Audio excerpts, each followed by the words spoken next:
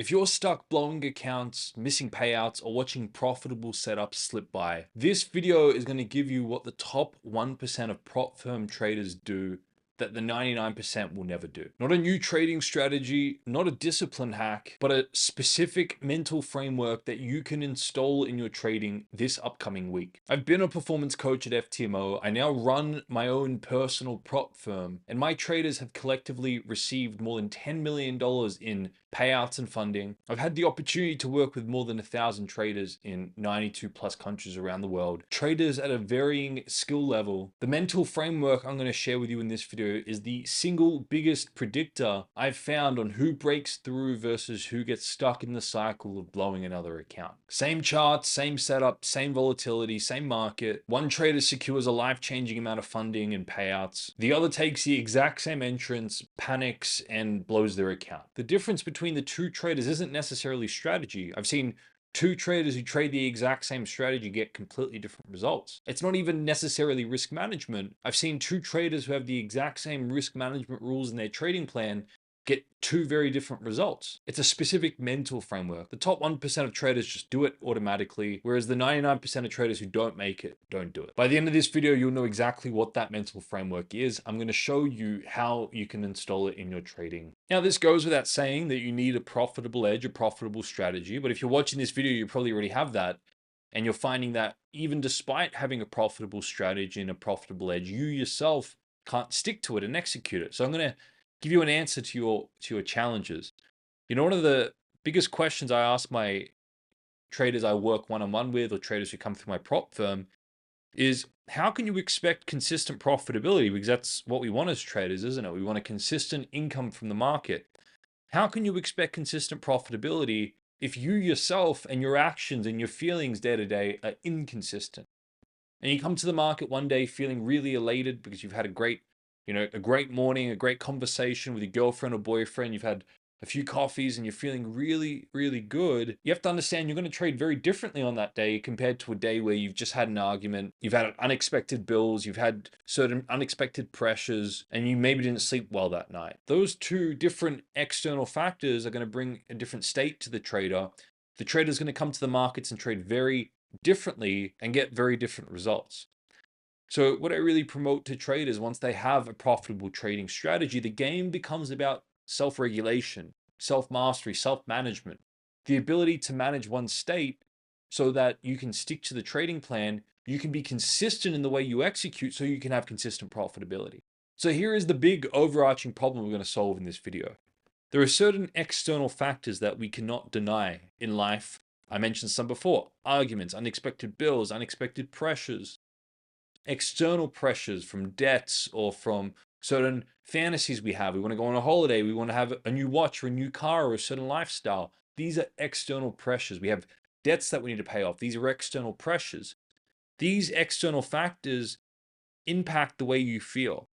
If they are certain external factors that support your value system, maybe you got a new promotion, or you had a really nice coffee or a really nice conversation with someone, and they complimented you, then if it supports your value system at that time, you're going to feel a little bit more happy. You're going to feel a little bit more elated. If these external factors challenge your value system, you're going to feel a little bit more sad, feel a little bit more depressed. Now, the way you feel impacts the way you perceive risk in the market. So if you're feeling elated and happy, you're going to feel more confident and self-exaggerating. And when you come to the market, you're going to have less of a fear of the risks in the market. In other words, you're going to minimize risk. Now, if you're feeling sad and depressed and deflated and low self-worth and low self-confidence that particular day, that trading session, you're going to amplify the risk in the market. You're going to be less likely to be able to deal and handle risk in the market.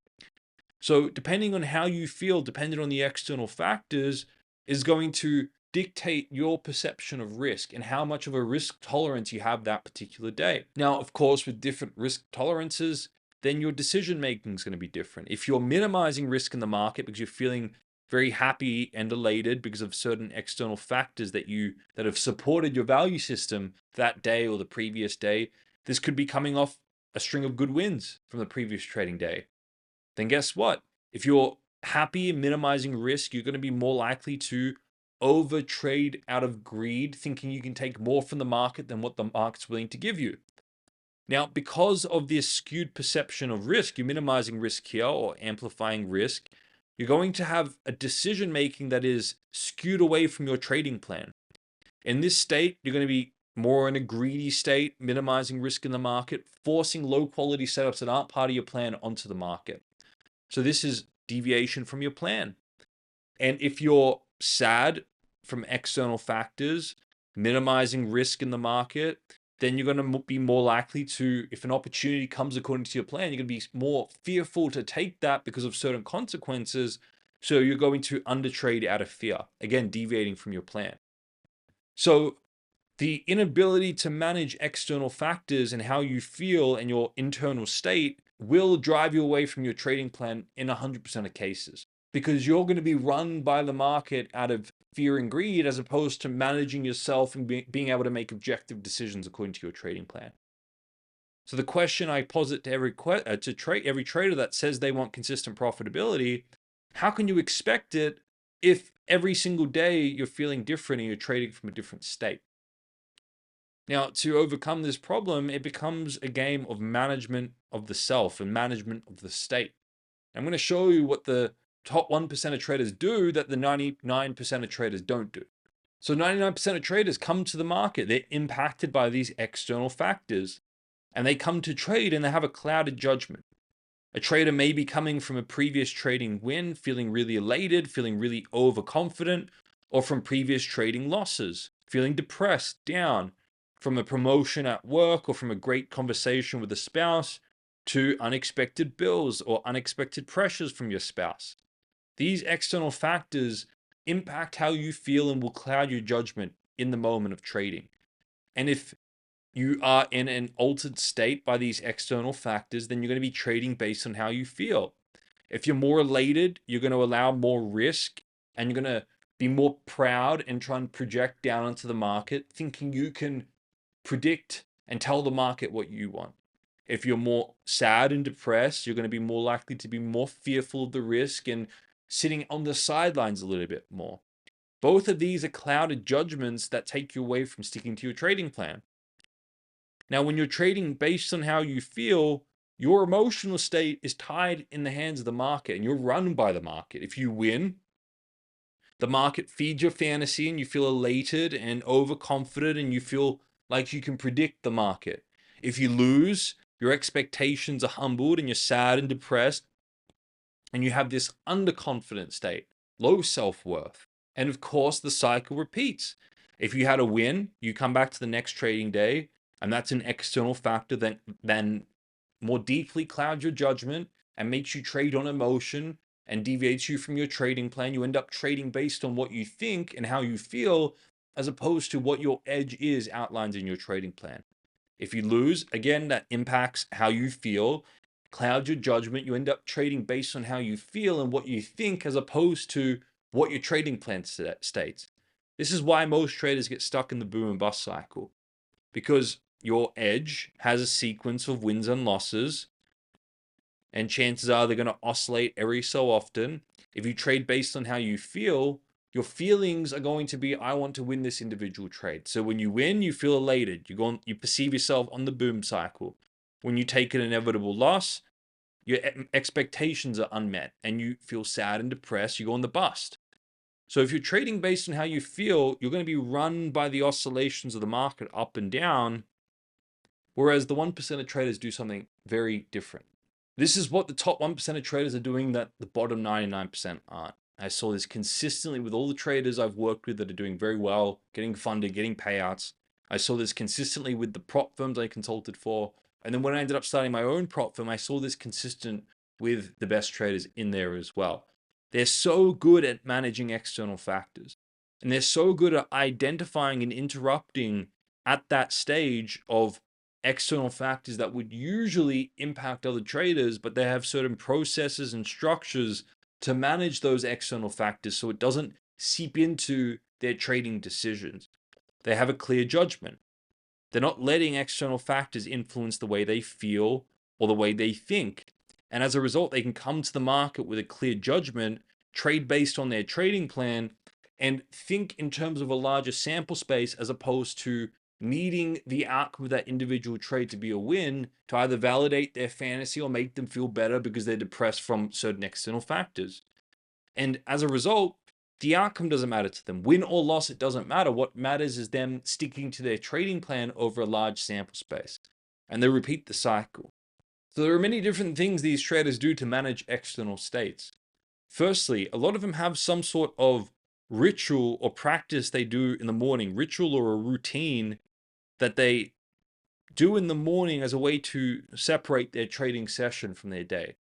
And they have certain processes. I encourage my traders to do some sort of a planning and a forecasting preparation day for their trading, whether that's the night before or the morning of, where they go through the markets, they separate their watch list, they plan the opportunities, they forecast their opportunities, and they're identifying the highest priority opportunities that day. And they're putting them in a different watch list. Then they're clear, they're prepared, they've planned opportunities for the day, and they're not going based on how they feel, they're going based on the highest priority opportunities that they've forecasted for that particular day. Then when they come to the market, they're becoming acutely aware of why am I making a decision. You see, the bottom 99% of traders make decisions based on an individual outcome. They're taking a trade because they think it's going to be a win on that individual trade. Whereas the top 1% of traders, if they ever have that thought that this trade's going to be a win, they're able to identify that and ground that in real time and remind themselves that it's impossible to predict the outcome of the individual trade. Nobody knows the outcome of the individual trade, but you don't need to. What you need to be doing is identifying opportunities according to your process and consistently taking them, because over a large sample space, that's what's going to help you approximate your edge. So whenever they have a certain expectation about what they think that trade then and there is going to give them, they identify it, they ground it. They remind themselves that they're entitled to nothing on this individual trade. And they ask themselves a simple question. Even if I'm not going to win on this individual trade, because that's a possibility, is this trade still aligning with my trading plan and part of my edge? And if it is, they take the trade because they know by taking the trade, that's what's going to help them approximate their edge over a large sample space. So by planning and preparing opportunities according to their process, they're already removing emotion and unobjective decisions from their trading day, and they're able to make more process-based decisions. But on top of that, they're always acutely aware of, why am I taking this trade? Am I taking it because I think it's going to be a winner? Or am I taking it because it's part of my process? And that's what allows them to have a clear judgment. Because you see, if you're taking trades based on winning and you hope that trade's going to be a win, you can never have certainty towards that, because each trader intuitively knows that the trade could either be a win or a loss, because you're putting a take profit and a stop loss down. So a trader who's trading because they think that trade is going to be a win, they automatically put this pressure on them that it has to be a win and a fear of it going the other way. Whereas if you're a trader that's given into your edge, you have proper risk management, you know your edge will return a certain result at the end of a larger sample space, and you're not attached to that individual trade being a win, you put it on and you've already accounted for both outcomes. It could be a win or a loss, and it doesn't matter to you. You're taking the trade because you know over a larger sample space it's going to be profitable. So it allows you to have clear judgment because you have realistic expectations, and you can be certain that the trade's going to be either a win or a loss, and either outcome is fine to you. You've covered your downside with your risk management, and you're taking advantage of your upside with your reward. Either outcome, it doesn't matter. I know I've taken my trade that aligns with my plan. They're trading based on process, not based on their emotions and what they think is going to happen on that individual trade. And as a result, the outcome, win or loss, it doesn't matter. What matters is the consistent execution of the process, and they repeat that. And that's what allows them to have consistent profitability over a long period of time. I've consistently seen that these top 1% of traders, they make profit because they don't need the profit. They make profit because they don't want the profit necessarily.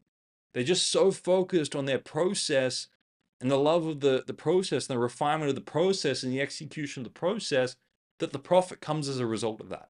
So in simple words, what the top 1% traders can do that the bottom 99% can't is self-management.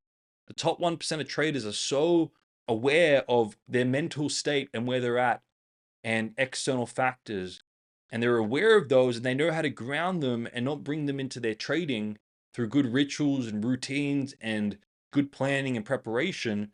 But further to that, prior to every trade, they're acutely aware of, why am I making this decision? Am I making this decision because of X, Y, and Z external factors, because I want to take this win so I can buy this thing or I can pay off this debt? Or am I taking this trade because I've just had an argument and I need a little bit of a dopamine fix from the market?